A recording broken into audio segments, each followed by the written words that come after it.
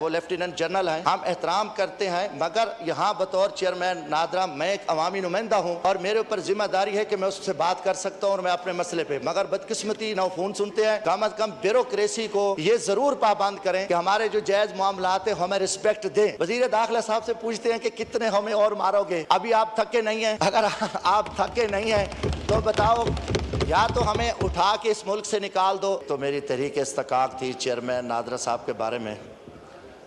जनाब से भी मेरी रिक्वेस्ट है, आज माशाल्लाह एक अच्छी रिवायत है और आप मेम्बरान का हुकूमत हो या पोजीशन हो उनका आप नोटिस ले रहे हैं और हमें ये उम्मीद है कि जो हमारी अफसर शही है, जो ग़ालिबन नौकर शही है, उनको किसी का एहसास हो और अवामी नुमाइंदा अगर फ़ोन करता है, अपोजिशन हमारी असम्बली में है, बाहर हमारी कोई अपोजिशन नहीं है, तो मेरी ये रिक्वेस्ट है कि चेयरमैन नादरा के ख़िलाफ़ और बल्कि मिनिस्टर साहब बैठे हैं, उनको ठीक है, हमारे लिए मोहतरम है, वो लेफ्टिनेंट जनरल हैं, हम एहतराम करते हैं, मगर यहाँ बतौर चेयरमैन नादरा मैं एक अवामी नुमाइंदा हूँ और मेरे ऊपर जिम्मेदारी है कि मैं उससे बात कर सकता हूँ और मैं अपने मसले पे, मगर बदकिस्मती ना वो फ़ोन सुनते हैं ना वो फ़ोन का जवाब देना चाहते हैं। इस हवाले से कम अज़ कम ब्यूरोक्रेसी को ये ज़रूर पाबंद करें कि हमारे जो जायज़ मामलात हैं हमें रिस्पेक्ट दें, वरना फिर हमारा यही फोरम है। मेरी जनाब से तवज्जो की भी दरख्वास्त है कि अगर मेहरबानी करके थोड़ी सी जनाब तवज्जो जी बात कीजिए। अच्छा, मल्टीटास्किंग। हाँ, मेरी तहरीक इस्तकाक का मैं जिक्र कर रहा था, तो वो मेहरबानी करके ये मिनिस्टर साहब यहाँ मौजूद हैं।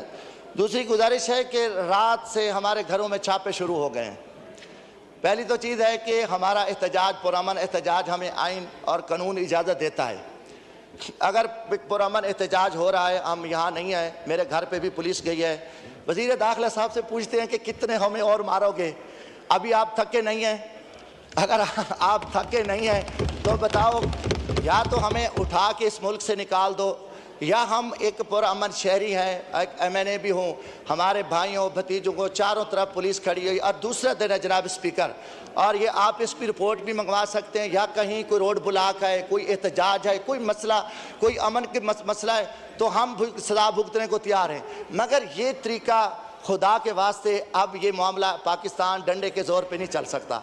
जनाब स्पीकर, ये मुल्क को हम डंडास्तान नहीं बनाना चाहते, बहुत कुछ हो गया है, बहुत कुछ हो गया है। अब मजीद अगर किसी के जहन में, अगर किसी जनरल साहब की सोच है कि हम इसको डंडे पे चलाएंगे, किसी सियासतदान की सोच है, तो ये मुल्क अब डंडे पे नहीं चल सकता। हम मरने को तैयार हैं। हमारी इज्जतों पे जनाब स्पीकर हमले हुए, मैं आप हमारे लिए मोहतरम है, हमारे घरों पे हमले हुए, हमारे बीवी बच्चों के साथ एक शर्मनाक खेल खेला गया, और जो पिछला इलेक्शन जो कुछ हम गुजार किया है, और मोहसिन नकवी साहब वज़ीर आला पंजाब थे, इनकी सरपरस्ती में जो सारा जुल्म हुआ।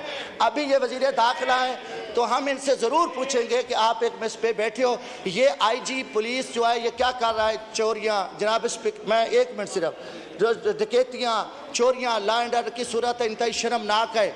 ईमान से कह रहा हूँ, थाने बिके हुए हैं। मेरे अपने, मुझे एक अफीसर ने बताया कि 20 लाख रुपया अच्छे थाने का रेट है, DPO लेता है, दरमियाने का 15 लाख और 10 लाख रुपया जो छोटा थाना है, ये रेट लगे हुए हैं। पंजाब का इशू है, इंटीरियर मिनिस्टर साहब से बात करें कम से कम, क्योंकि सर IG से तो ये पूछ सकते हैं ना स्पीकर साहब, अगर हमारा कोई इस्तकाक मसला बनता है। तो आखिरी गुजारिश मैं ये कर रहा हूँ कि एक मेरी तहरीक इस्तकाक के बारे में रिक्वेस्ट है, दूसरी